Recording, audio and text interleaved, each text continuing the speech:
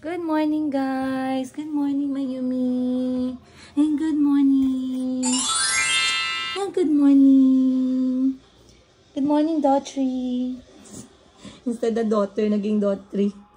Nag-warm shower si Mayumi, guys. Nag-warm wash ang kanyang hair.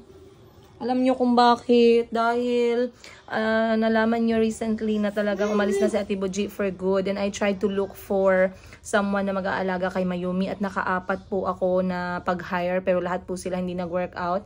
Isang araw, 2 araw, umaalis sila. Kasi yung mga kapag ka nag-hire ka and you are hiring yung mga bata pa, talagang mahirap silang magdesisyon, no? So, hindi sila mature masyado na mag-decide. Like, for example, pag tayo yung na-hire and sinusubukan muna natin yung trabaho at least for 3 months or 5 months or 6 months and then we know kung talagang para ba sa atin yung work or hindi. Dito, hindi ko alam kung nasaan kayo, pero dito sa Gensan, yan yung biggest challenge, yung paghahanap ng mapagkakatiwalaan.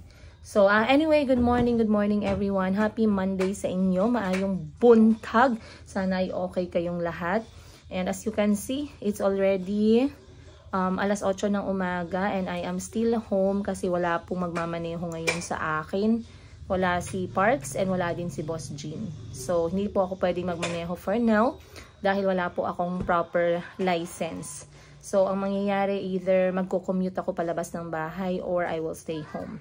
But anyway, it's gonna be a busy day for me kasi marami akong aasikasuhin and I'm going to take you guys with me kahit nasa bahay lang ako para naman magkaalaman tayo. Ano nga ba yung pinagkakaabalahan ko, guys, kapag andito lang ako sa bahay? So, ang aga naming nagising, alas 6 ng umaga. Gising na kami, hindi ko pa naayos yung bed ko.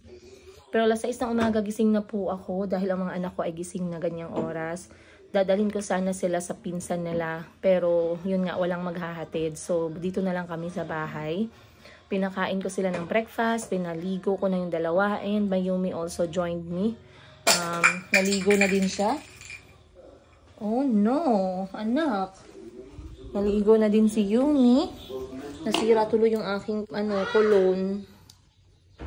Yan. Anong love? Naligo na din si Mayumi, guys. So, nakapag-na din siya, nakapag-breakfast na. So, maya-maya matutulog na siya after na mag-milk. So, ngayon, habang hindi naman siya nagtatantrums, ako muna yung magtatrabaho. So, I have here with me ang computer ko. At ako po'y nasa DTI na page sa my business name registration. Dahil ngayong araw, magre-register ako ng pangalan ng ating negosyo. So, kung hindi pa kayo nakapag-try mag-business registration, I want to take you guys with me. Ayan, para makita naman ninyo yung mga kailangan gawin po nagsimula ka ng negosyo. So, the first time I did this one, guys, is when I started my boutique, Mayumi Thailand Closet. Now, this is the second time, and I tell you guys, sobrang easy lang nito. Parang lang siya, para kang tawag nito, para ka lang ma-overwhelm sa idea na, uy, masyadong seryoso yung datingan. May mga, business name registration na, may mga Department of Trade and Industry na, mga ganun-ganun. So, hindi naman siya, guys, huwag kayong nakalimutan ko yung word sa English. Yung huwag kayong matakot, baga, na i-try yung mga ganitong bagay kapag gusto ninyong mag-start ng negosyo, na kayo mismo yung gumawa. Ayan. So, isasama ko kayo. So, dito tayo sa first page muna. Kung saan ilalagay yung owner's information, yung birthday, then yung civil status ko, and then yung gender. Then, we will go to the next page. Ayan. So, after natin ilagay yung ating mga personal information, magsisend si BNRS ng BNRS is Business Name Registration System. Magsisend siya ng input verification code sa email. So, yung kanyang email, guys, hindi talaga siya pumapasok sa inbox. Ewan ko lang sa iba, pero sa akin, sa spam po siya pumapasok. So, kukunin ko lang yung verification code, then ilalagay natin dito, and then verify lang natin yung ating email. Okay na, guys.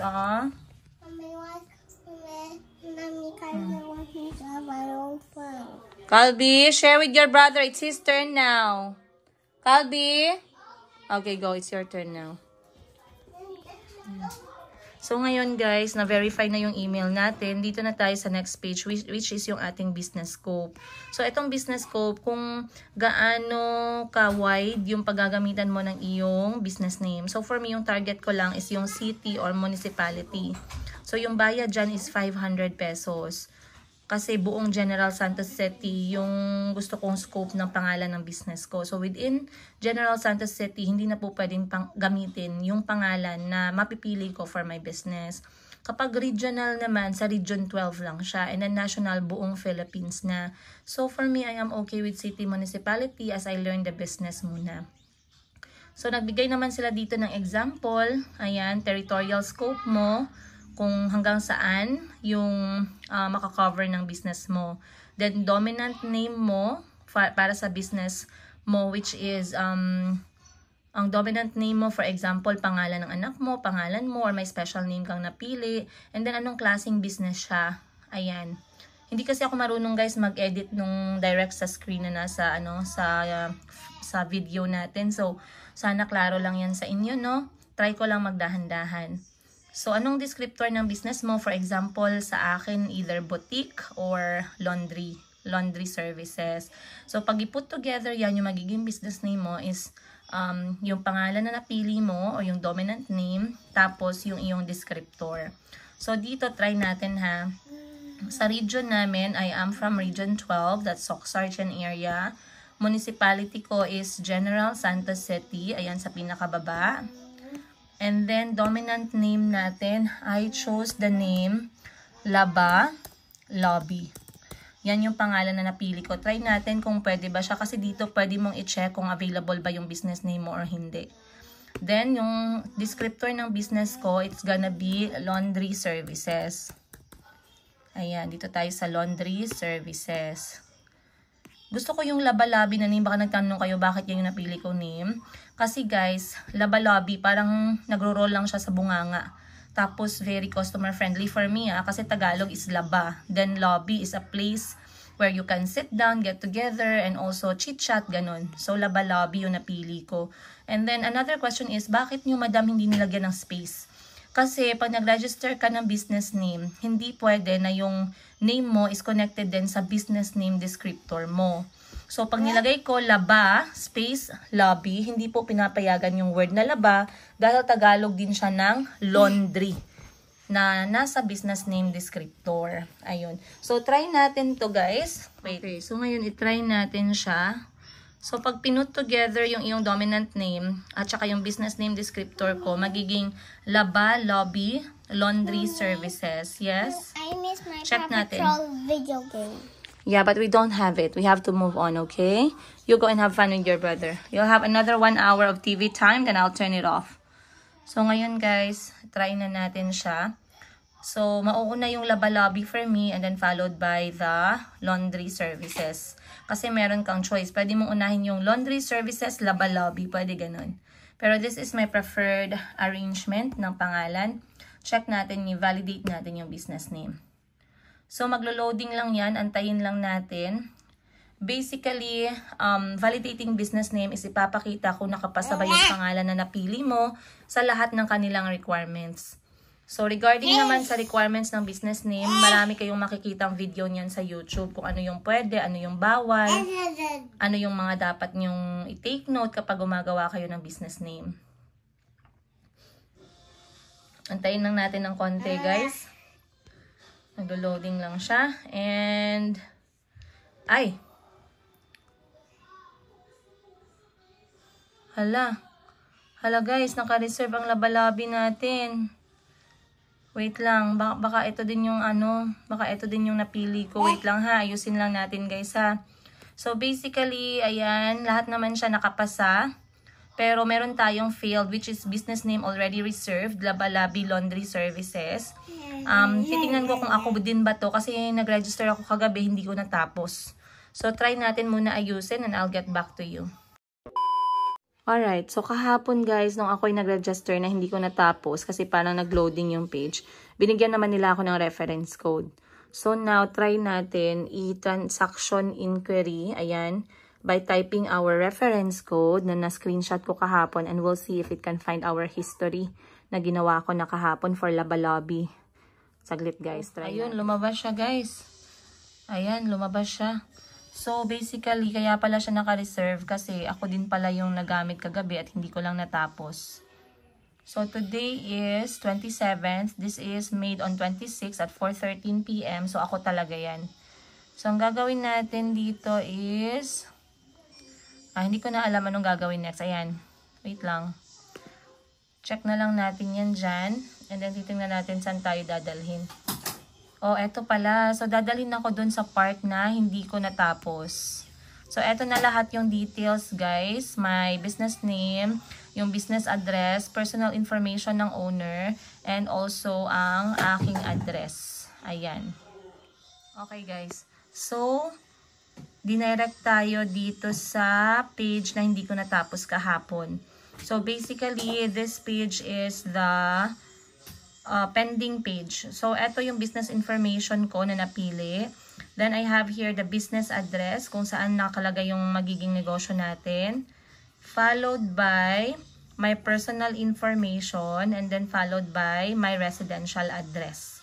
So, meron mga spaces dito na hindi ko nalagyan. So, tatapusin ko lang to. Very easy lang din siya. And then, we will put resume. So, resume lang natin siya, guys. And, ayan na. Okay. So, review lang natin to. Same lang din siya na page. Laba Lobby, laundry services. Confirm and proceed na tayo. So, once na nag-confirm and proceed ka dito, guys, hindi mo na pwedeng palitan yung any details mo na i-register for your business. So, dito merong reference code and yung undertaking na babasahin natin mamaya. Then, finally, we have the consent. Then, proceed. Then, babayaran natin, guys. Gagamitan natin to ng card to pay. So, babayaran na natin, guys, yung ating transaction with BNRS. So, dito makikita ninyo magkano lahat yung babayaran. 500 pesos para sa napili natin na scope, which is the city. Then, meron tayong documentary stamp fee, which is 30 pesos. At ito yung mga choices ninyo for your payment method. So, merong GCash. Pwede ka magbayad through your card. Pwede Maya, Land Bank, or DTI Teller. Pwede din. Then, dito naka-indicate naman kung ano yung mga extra fee na mababayaran mo. So, pag mag-GCash ka, automatically, meron siyang transaction fee of 10 pesos. So, once again, very, very easy lang, guys. Huwag po kayong matakot na gumawa ng sarili ninyong ganito if you really plan to open up a business. Kasi very important na kompleto yung mga documents natin at legalities natin, no? Para magawa natin or makompleto natin yung mga responsibilities natin to the government kapag nagbukas tayo ng negosyo. Ayan, okay na guys. Nabayaran na natin. Mabilis lang. Bali, nung pinili ko yung GCash, merong QR code na mag-appear. Isa-scan mo lang yon gamit yung GCash app mo, and then automatically magko-connect doon yung babayaran mo, pay it, and then babalik na siya dito sa page na to kung saan i-confirm nila yung payment mo by sending your verification code sa email. So, bubuksan lang natin yung code, ilalagay natin dito, then we will proceed. Finally, you guys, natapos din natin. Ayan, mamaya kwentuhan ko kayo kung ilang beses po ako nag-try ng pangalan, and then sasabihan ko kayo ng kwento after ko mapakita sa inyo to. Kasi Laba Lobby na name is basically parang ika-apat or ika-pito ko na pangalan na nilagay. Kasi lahat ng una ko nilagay ay hindi nag-work. So, kwentuhan ko kayo about sa pagpili ko ng business name at kung anong nangyari, bakit palpak yung lahat ng yun. So, ngayon nabayaran na natin, natanggap na po nila yung payment. Dito na tayo sa certificate and then official receipt na. And finally guys, ayan na, natapos din tayo. Kinabahan ako, akala ko nakuha na yung pangalan. Kasi eto na talaga yung pinaka, as in, the best sa mga options ko. So, oh sorry po. Okay. Ayan, so dito na guys. Madali lang po siyang kausap. So, naantok na siya. Kasi alas 5 gising na siya kanina. And ngayon 8:30 na. Pero anyway, eto na, tapos na tayo.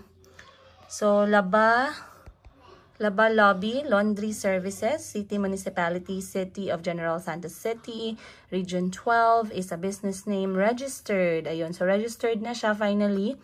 Ganun lang po kadali. This certificate issued to Princess Jane Pareño Yiga, ayan, is valid from 27 January 2025 to 27 January 2030. So, 5 years po na pwede kong gamitin itong pangalan na to. And, ayan na, meron na siyang business name number. So, very important. And also, another file na sinend nila is yung resibo na binayaran natin. Ayan. So, yung gagawin ko dito guys, ipapaprint ko po yan lahat. Original copy kasi kailangan po yan for our next step sa pagbubukas ng business. Tingnan natin yung skill ni Mayumi, be. Boy, kaya pala, hindi na siya nag-aiyak pag iniwan. Kaya niya palang sumunod. Kaya pala. Kaya pala, ikaw talaga, Mayumi. Let me go back guys dito sa topic natin about the business name registration, no? So, it's very normal na kapag meron kang naisipang negosyo, it's quite overwhelming. Very overwhelming siya. Knowing na dapat nakaprepare yung capital mo, dapat, capital is also a big thing there. Capital mo, yung location mo, yung yung advance tsaka deposit mo dun sa location na napili mo. Marami ka pang iisipin. Am I doing the right thing? Can I really do this? I don't have any idea about this business. Can I learn this? Get another one and I will help you put it on. So, just a pajama, the one that you use for sleeping. So, anyway, I've been studying, I've been doing a lot about etong sa negosyo na to na naisipan naming buksan ng aking mama. And once again guys, hindi ko naman itago sa inyo that this is gonna be a laundry business. So this is a full service and a self-service laundry business yung bubuksan namin dito sa General Santos City. And of course, pinakita ko sa inyo yung una kong ginawa ay nakipag-usap muna ako dun sa mga possible na provider. At the same time, ma-check yung mga location nila at magkaroon ako ng idea about this business. How is it going to be? Will it work? All those things. So more on research muna ako. More on canvas lang muna. And then, the capital side, we tried to secure that one already kasama ang nanay ko. And I spoke to my mom. This is also the business na gustong-gustong buksan ng nanay ko. So, nung dumating ako from Africa, I really thought na I really wanted to open this kind of business as well. Pero that time, hindi pa ako nakakita ng location. So, today, we found a location nga. And the first location I saw ay maganda siya guys. Pero nagbago po ang isip ni owner. So, nag-message sa akin si owner. The place is also residential at sabi sa akin ng owner is it's all around 7,000 pesos per month or 6,500. Pero nung day na kailangan na namin siyang i-meet, nag-message sa akin yung owner na he changed his mind and instead titirhan niya na lang yung bahay na ipapa-open niya sana sa amin. So it's a 2-floor house, meron sa baba para siyang perfect for laundry, and then sa taas is pwedeng tulugan. So I saw that the place was really, really good. Though, you know, I really believe na if something is not given to you, there's a lot of reason why. And there's a bigger reason why. So, hindi ako masyadong na-down, hindi ako masyadong na-disappoint. Kasi nga, I feel like if hindi para sa akin yung space na yan, hindi talaga para sa akin. Yes, love? You want it? So, long story short, guys, we found another option.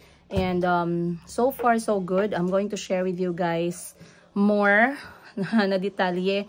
Siyempre, ito naman talaga yung gusto kong gawin, no? Para meron kayong, hindi lang ako yung may natututunan, kayo din. So, if you are interested to learn about sa mga challenges ng negosyo, paano siya sinusolve, yung mga chika-chika na meron tayong matututunan, if you want all that guys, at starting a business from scratch, please do like, follow at subscribe itong ating YouTube channel para naman meron ding nakikinig sa akin sa mga chika bells ko sa buhay. So let's go back dun sa aking main reason is ng pagchika ko sa inyo ngayon is yung tawag nito yung business name. So I had a lot of ideas nung una-una guys kasi nga nakaka-excite. So, nagpa-brainstorm ako sa aming family chat group.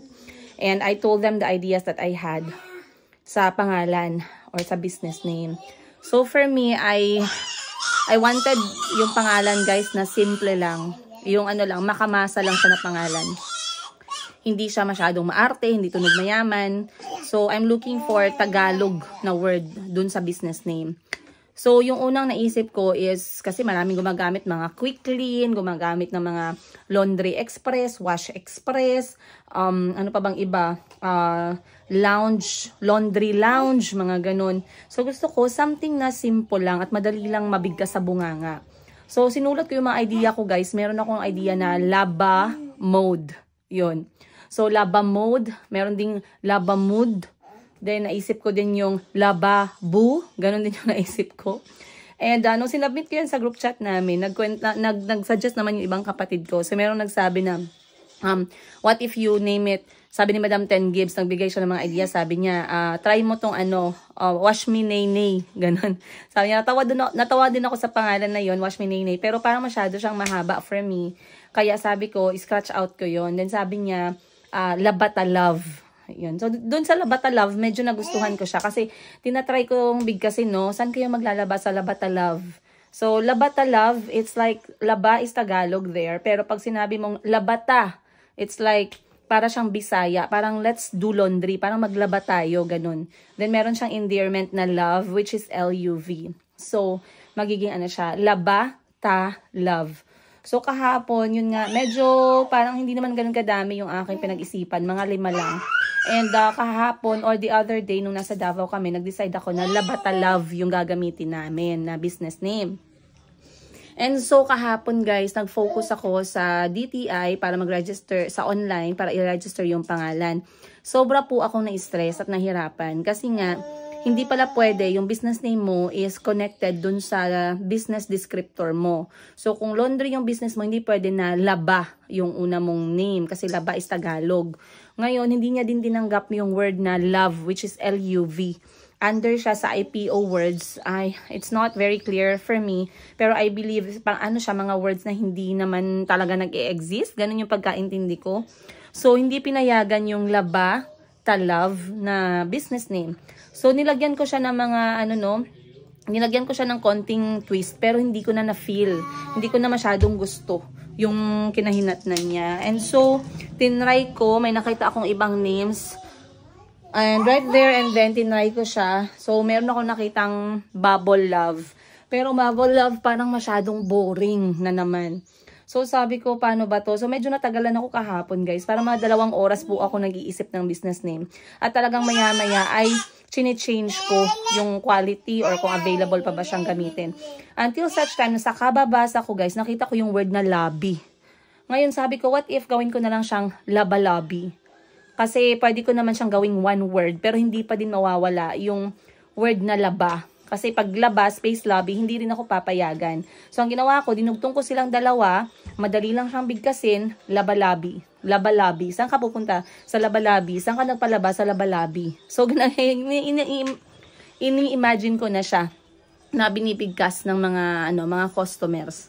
Mga future customers natin. So, sabi ko, sige nga, laba-labi, L-A-B-A, L-O-B-B-Y. So, laba-labi is like a space where people do the laundry, and lobby is like people sit down, people can eat their snacks in the lobby, people can talk, at the lobby. So, maraming pwedeng gawin sa lobby. At the same time, Tagalog yung first niya na word. So, kahit idugtong ko man siya or hindi ko siya idugtong, okay pa din yung kanyang dating. So, tinry ko siya, guys, and naging comfortable naman ako sa name. And so, niregister ko siya kahapon, pero naghang yung page. Kaya sabi ko, pagpatuloy ko ngayong morning. And that's when you saw and I shared with you yung pagtapos or pag-finalize ko ng business name. And finally, we got it. We are now having the business name registered and already paid for. Ayan, so tayo ay magiging Laba-Lobby Laundry Services General Santos City. I have a lot of details pa na gusto kong i-share sa inyo. Pero let me end this one dito lang muna para hindi masyadong mahaba. Today, I wanted to talk to you guys the making of the logo. So, yung logo namin, fina-finalize ko pa siya, pero sana ay matapos na kasi ang dami ko pa talagang gagawin. And yeah, I am very excited. I'm overwhelmed but I'm trying to calm down. Pero excited ako na matuto. Excited ako sa mga bagong matututunan ko sa negosyong to. Once again, if you want to hear more about how this thing unfolds from scratch, make sure you guys follow and subscribe para makita ninyo yung mga susunod pa nating mga episode tungkol sa bagong negosyong to ngayong 2025. I'll see you guys on the next one. Much love, Princess Iga.